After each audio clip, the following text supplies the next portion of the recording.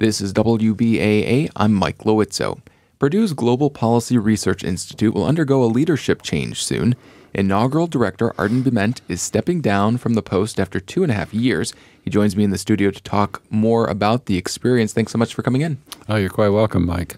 Now, when the university announced that this was going to happen, this institute, it was part of the strategic plan, I believe, laid out under President Cordova. That's correct. Some people weren't sure exactly what the charge would be.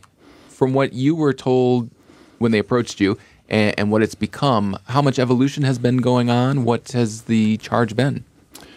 Well, I knew about the Institute before I left the National Science Foundation through President Cordova, who was a member of our National Science Board.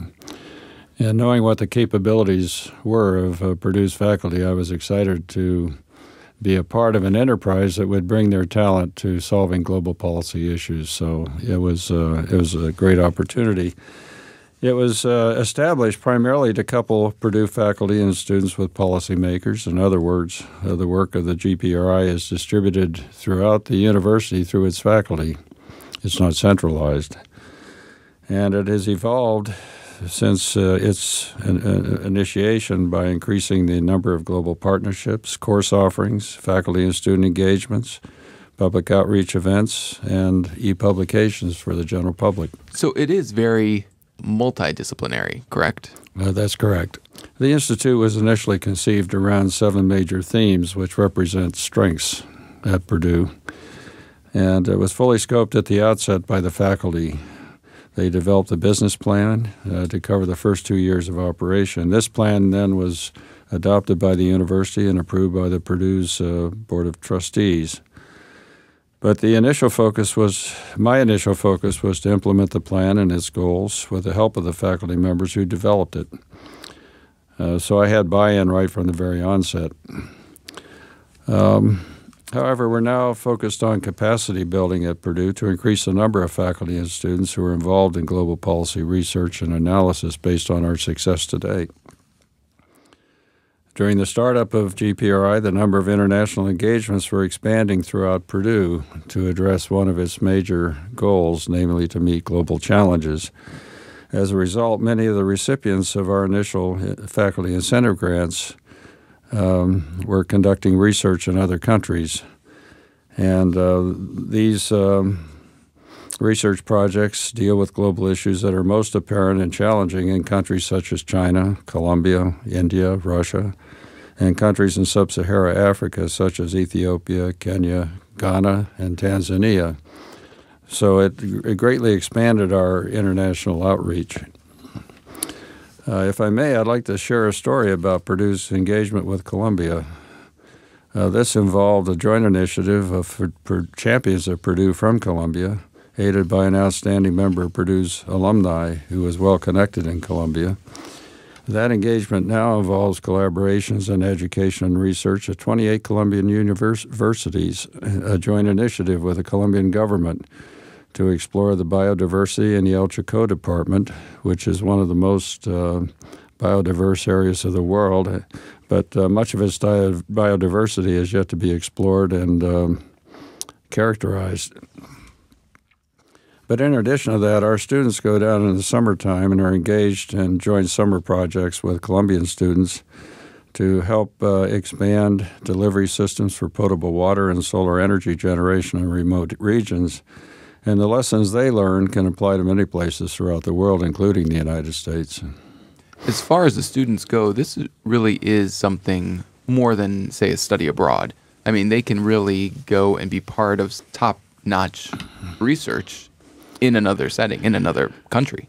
Well, they learn a different language. They learn different cultures. They come to understand that not everyone in the world thinks the way that Americans think in terms of problem solving. So it's a mind-stretching opportunity for our students, and they come back with something they can put in their resume, and they come back with what I call an LWID, namely, look what I did. And it is something that not many college students can get. What have been some of the highlights, or what are the accomplishments you're most proud of? Well, two of the accomplishments I'm most proud of is, first of all, recruiting Angela Phillips Diaz as our managing director. She's been outstanding. But in addition, working with her, we've assembled an outstanding, highly talented staff who deserve most of the credit for what I'm most proud of. But on the list, I would have to put receiving high student evaluations on our first seminar and global policy issues course, working with the Faculty Leadership Committee in setting the course for GPRI, assembling a highly distinguished external advisory council. And this council has been with us every step of the way, initiating a student internship program, which has had very high impact, and establishing a broad-ranging public outreach and education program. But the examples I'm most proud of is what our students have achieved. Our graduate students, for example, include Jeffrey Peters, who developed a major report for the Congressional Research Service on transportation safety.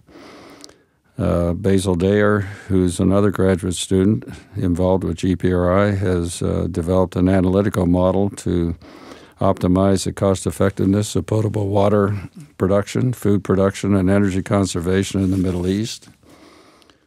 And but we've also had outstanding undergraduate students involved with GPRI. For example, Lindsay Markle, who's our undergraduate intern at the moment, is competing for a career position in the U.S. Foreign Service. Milad Alakazai has helped establish a health clinic in Ethiopia to treat chronic diseases holistically. David Rosenthal was a co-founder of the Purdue chapter of the Roosevelt Institute. And there's just a growing number of such examples among our Purdue students, which indicate that, first of all, they had a broad global view to begin with. They had an interest in doing policy-related research, and now they're applying their knowledge and what they've learned while involved in GPRI courses. You know, when you talk about what you're doing now with some of your former colleagues or friends, those in Washington and throughout the country, what's the reaction? What do you get from them when you talk about the work that the GPRI is doing? We're relatively new, and in some cases we've chartered a different course than some policy institutes. We're not so much focused on the here and now as far as policy development, although we have influenced policy, and I'll give you some examples in a moment. But we're more interested in coping with the very difficult, challenging problems involved with these issues over the longer term through rigorous research and analysis, which are the strengths of Purdue University faculty. But again, I would like to say that it's not the kind of work that's done by a collection of policy experts in a single location, highly centralized at a university. This is work that's distributed throughout the university, through our faculty in almost every college. What advice would you have for your successor? The search is underway now for a new director. Well, there's still ongoing work. Some of this builds on what we've done to date. One would be to build synergies among university-wide resources in conducting policy-related research, to promote introduction of policy-related content and coursework among the academic units. It shouldn't all be concentrated in one or two courses. To build strengths in coupling our physical with the social sciences. A lot of the interdisciplinary work is done within colleges, but not often across colleges. And it's not just the technical factors that are important in policy development, it's the social factors and the economic factors as well. It's important to draw in and welcome leadership among faculty members and seek their ownership of our programs, GPRI's programs, and to build the reputation of GPRI and Purdue University in forming public opinion among thought leaders in Washington, D.C. and Indianapolis. So these are still daunting challenges.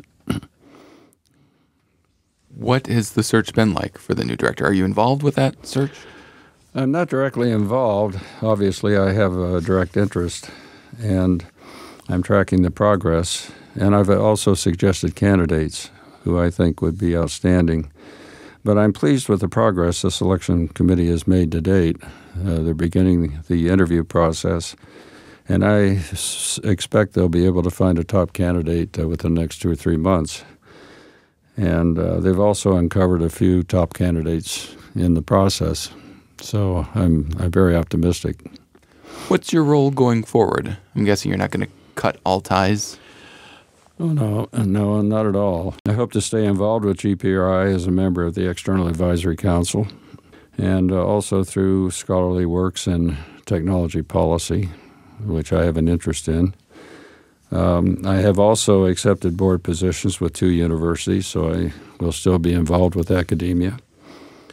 And I have some international activities that I intend to keep active with. One is the Scientific Advisory Committee for the Skolkovo Foundation in Russia, and also the Skolkovo Institute of Science and Technology.